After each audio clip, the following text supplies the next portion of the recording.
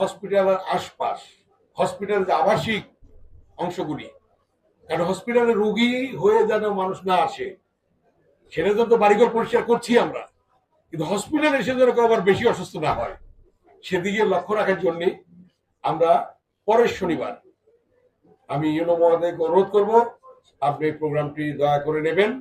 আমরা সেটা সরকারিভাবে আজকে আমরা পরিষ্কার পরিচ্ছন্নতা অভিযান কেরানীগঞ্জ উপজেলা এবং উপজেলা সদরে আজকে আমরা সেটা আল্লাহর নাম নিয়ে শুরু করছি এবং আজকের এই পরিষ্কার পরিচ্ছন্নতা অভিযান আমরা উদ্বোধনী ঘোষণা করছি। এটার দিকগুলি কি কি কিছুটা মাননীয় প্রধানমন্ত্রী বলেছেন। সুবিধা,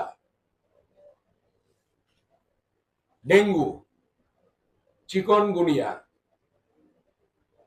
মশা মাছির উপদ্রব, জলাবদ্ধতা, বাড়ির আশেপাশে হাড়ি পাতিলে পানি জমাট, বিশেষ করে বৃষ্টির দিন আসছে, গতকাল কিন্তু অলরেডি শুরু হয়ে গেছে বৃষ্টি, রাত্রে দেখলাম সন্ধ্যার পরে শুরু হয়ে গিয়েছে।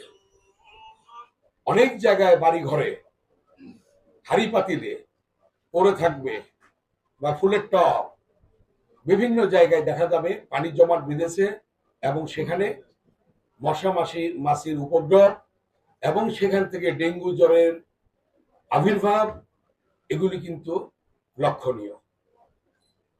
সেজন্যই মাননীয় প্রধানমন্ত্রী জনাব তারেক রহমান এটা অনুভব করে দেশব্যাপী যাতে মানুষ ভালো থাকে, যাতে সুস্থ থাকেন, সেজন্য এই কর্মসূচি গ্রহণ করা হয়েছে। এবং পরিষ্কার পরিচ্ছন্নতা কিন্তু ঈমানের অঙ্গ, এটা আমাদেরকে মনে রাখতে হবে। একটা জামা ছেঁড়া হোক, একটা জামা পুরনো হোক, একজনের সেটা পরিষ্কার থাকতে হবে।